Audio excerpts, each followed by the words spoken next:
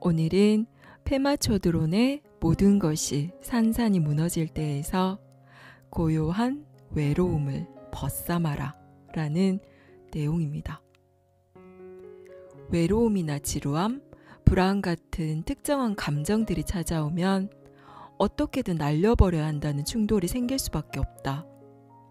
하지만 이런 불편한 감정들에 여유를 갖지 못하면 중도에 머무는 일은 불가능하다.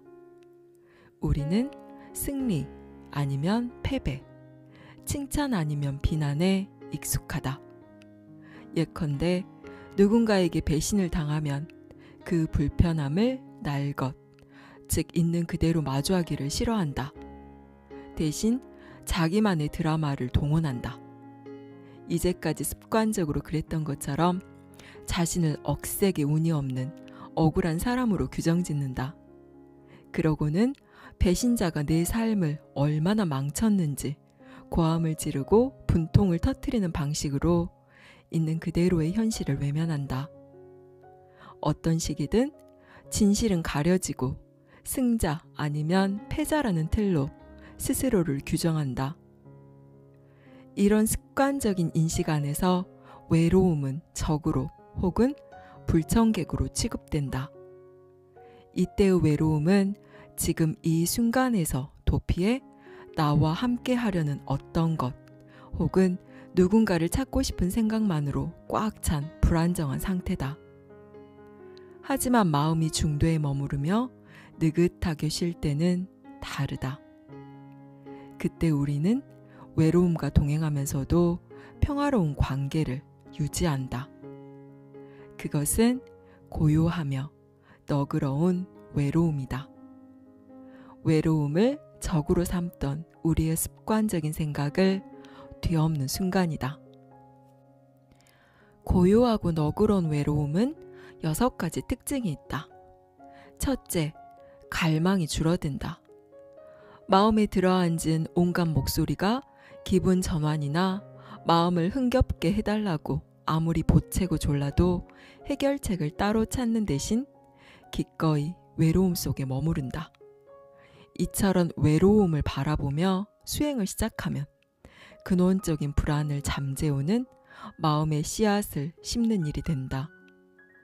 명상 중 생각의 파도가 제 아무리 밀려와도 휘둘리지 않고 그것을 향해 생각이라고 부름으로써 지금 여기로 되돌아오는 수행과 같다. 따라서 덜 갈망하기를 온 마음을 다해 지속적으로 수행하라. 마음이 아무리 이건 진짜 중요한 이야기야 라고 속삭여도 예전처럼 쉽게 마음의 유혹에 넘어가지 않을 것이다. 설령 타는 듯 외로워도 괜찮다. 어제와 달리 오늘 불안과 1초라도 더 마주 앉았다면 그게 바로 구도의 길을 가는 수행자의 여정이다. 용기 있게 길을 가는 태도다. 마음이 이리저리 휘둘리고 무언가 날뛰는 정도가 줄어들수록 우리는 고요한 외로움이 주는 만족감을 더욱 충분히 맛본다. 일본 출신의 위대한 명상 스승인 가타기리 선사는 이렇게 말했다. 외로워하는 건 얼마든지 좋다. 하지만 외로움이라는 뿔에 받쳐나가 떨어지지만 마라. 고요한 외로움이 갖는 두 번째 특징은 만족이다. 가진 게 없다면 잃을 것도 없다. 따지고 보면 우리는 잃을 게 아무것도 없는지 모른다. 그런데 우리는 불안하다. 뭔가 가진 게 많고 주의하지 않으면 그 모든 걸 잃는다고 생각한다. 이런 생각은 실제가 아니다. 그렇게 느끼도록 마음이 꾸며낸 이야기에 불과하다. 잃을 게 많다는 생각의 뿌리에는 두려움이 자리한다. 변화, 해결되지 않는 문제, 존재하지 않는 어떤 것 등에 대한 두려움이다. 또 스스로 기준점이 될 수 없다는 두려움과 이런 감정에서 도망칠 수 있다는 희망도 여기에 한몫한다.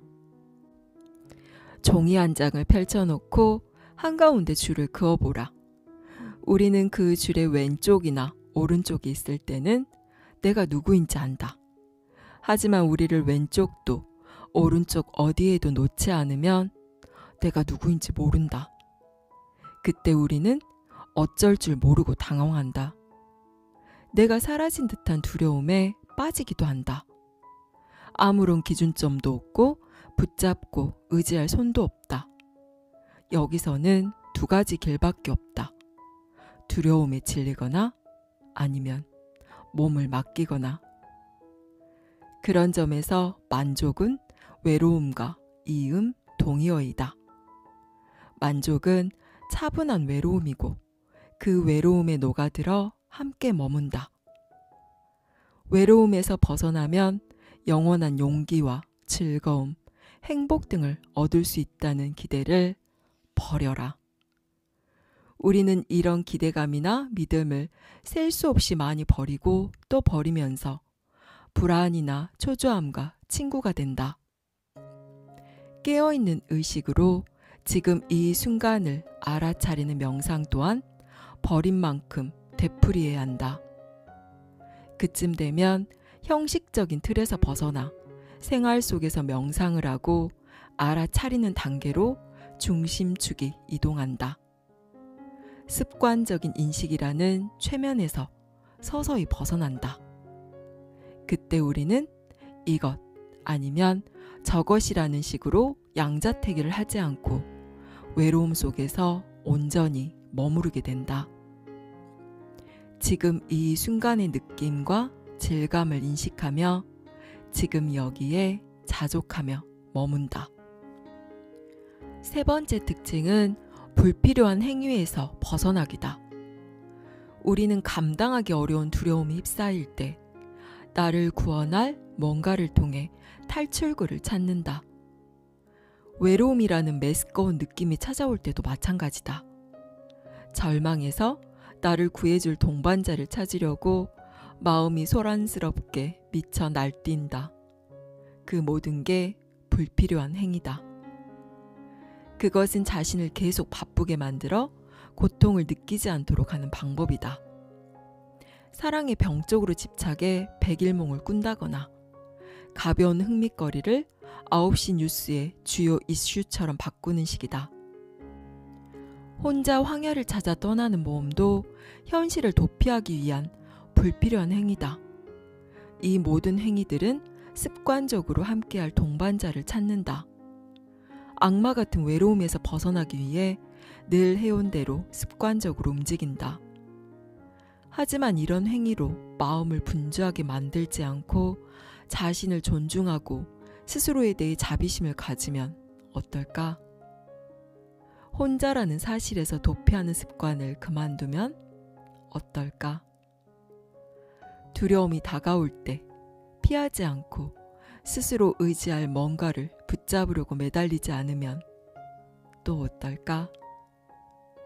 고요한 외로움과 더불어 쉬는 삶은 진정으로 몰입해 볼 만한 가치가 있다. 일본 시인 료카는 말했다. 의미를 찾고 싶다면 여러 가지를 쫓지 마라. 네 번째 특징은 온전히 절제하기다.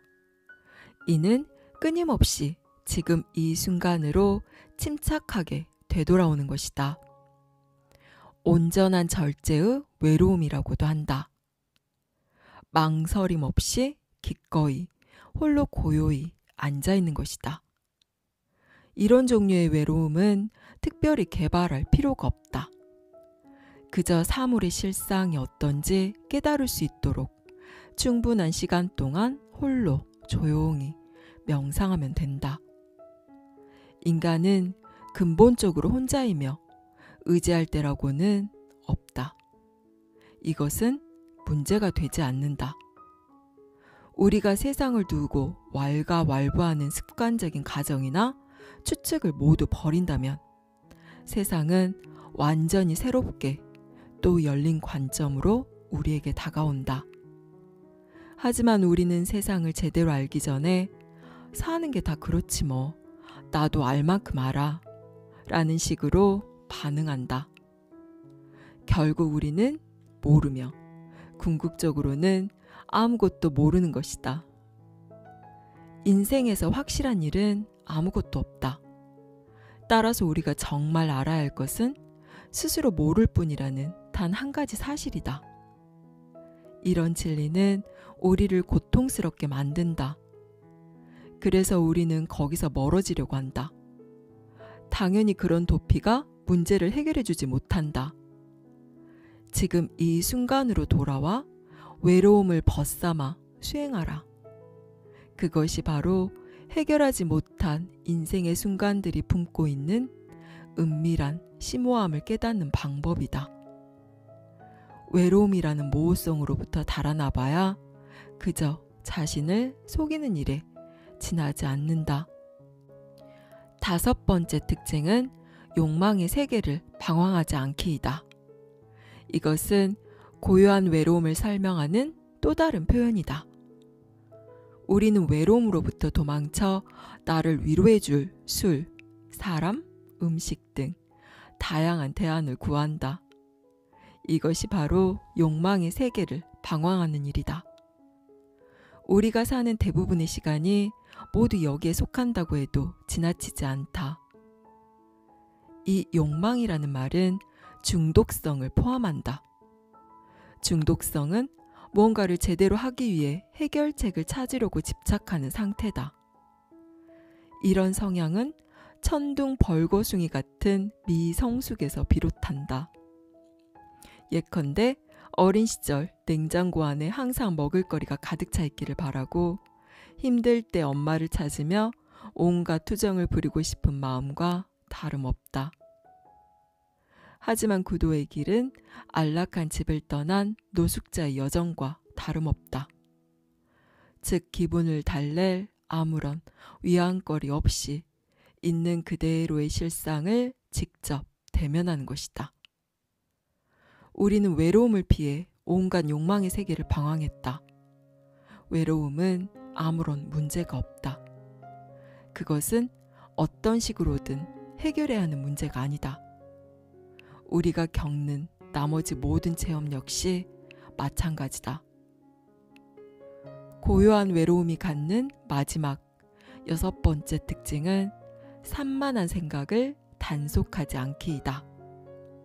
마법의 용단은 해졌고 산통은 깨졌으며 이 난장판에서 빠져나올 방법은 없다. 우리가 처한 현실이 이렇다. 그 어수선하고 아수라장 같은 현실을 있는 그대로 바라보라. 이러니 저러니 대화를 나눌 친구조차 구하지 마라. 고요한 외로움 속에 머무를 때 우리는 더 이상 내면의 제잘거림을 단속하지 않는다. 그저 흘러가도록 내버려 둔다. 그래서 스승들은 명상을 할 때 산만한 생각이 떠오르면 싸우지 않고 생각이라는 딱지를 붙이라고 가르친다. 내면의 제잘거림은 객관적인 실체가 없고 투명해 붙잡지 못한다. 그러니 환영과 싸우느라 헛소동을 벌이지 말고 떠오른 생각을 그저 살며시 어루만지고 흘러가도록 내버려 두라. 고요한 외로움은 자신을 정직하게 바라보되 쓸데없이 공격하지 않는다. 고요한 외로움 속에 머무는 시간이 많아질수록 우리는 이렇게 되어야 한다. 그렇게 되고 싶다. 이렇게 보였으면 좋겠다. 꼭 그렇게 되어야겠다.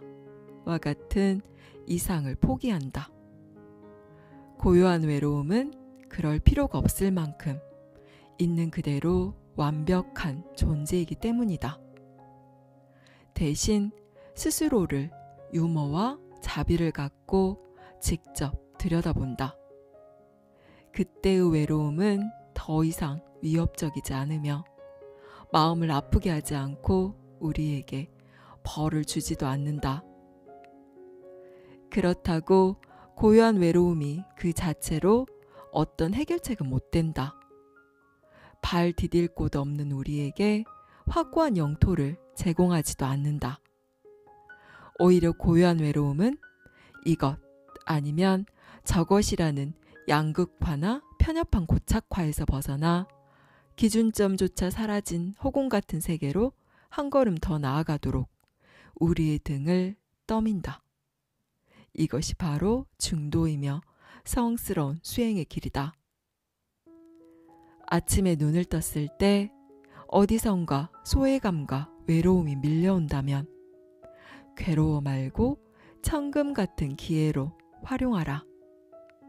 무언가 잘못된 일이 일어났다고 여기지 말고 슬픔과 갈망이 교차하는 그 순간 느긋하게 무한한 인간 내면을 어루만져 보라.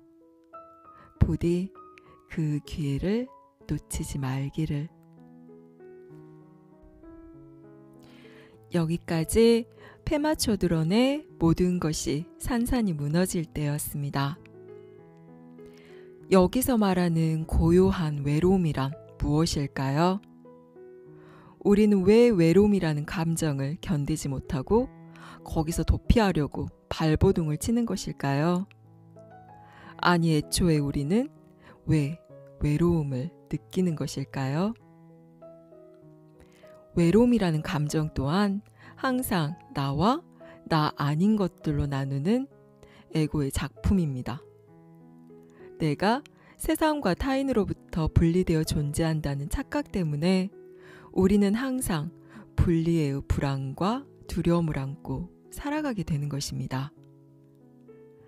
나와 나 아닌 것을 인식하지 못하던 갓난아이가 어느 순간에 자기와 자기 아닌 것들을 구분하기 시작하고 엄마와 떨어져 존재하는 것에 대한 불안한 마음이 외로움이라는 감정을 불편하고 고통스러운 감정으로 무의식에 인식하게 된 것입니다. 그래서 우리의 무의식은 외로움을 빨리 벗어나거나 물리쳐야 할 불청객으로 인식해서 어떻게든 그 상황에서 도피하려고 애를 쓰게 되는 것인데요.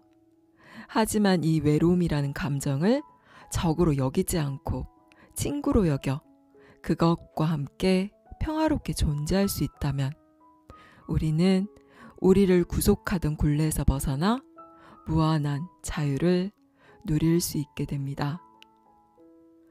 그럼 어떻게 하면 외로움과 친구가 될 수 있을까요? 기꺼이 외로움 속에 머무르는 것입니다. 에고가 아무리 빨리 다른 곳으로 도망가라고 속삭이더라도 오늘은 외로움과 함께 있어 볼래? 라며 그동안 회피하고 외면했던 외로움이라는 감정을 충분히 느껴보는 것입니다. 그리고 거기에 아무런 해석이나 판단을 하지 않는 것입니다. 혼자 있으니 외롭고 슬퍼. 난 이렇게 외롭게 살다가 죽을 거야. 아무도 날 이해해주는 사람도 없고 좋아해주는 사람도 없으니 난 너무 비참하다. 이렇게 외로움이라는 감정에 이런저런 이야기를 더하지 않고 온전히 그 감정만을 있는 그대로 느끼는 것입니다. 그리고 그 감정에서 도망가기 위해 했던 습관적인 행동을 취하지 않는 것입니다. 그러면 삶을 늘 피상적으로 살아내던 마음의 습관에서 벗어나서 내면 깊은 곳을 응시할 수 있는 힘을 얻게 됩니다. 외로움이라는 감정은 그 자체로 하나 문제가 되지 않습니다. 그것을 불편함과 고통스러움이라고 이름 붙이고 도망치려는 우리의 무의식의 문제인 것이지요.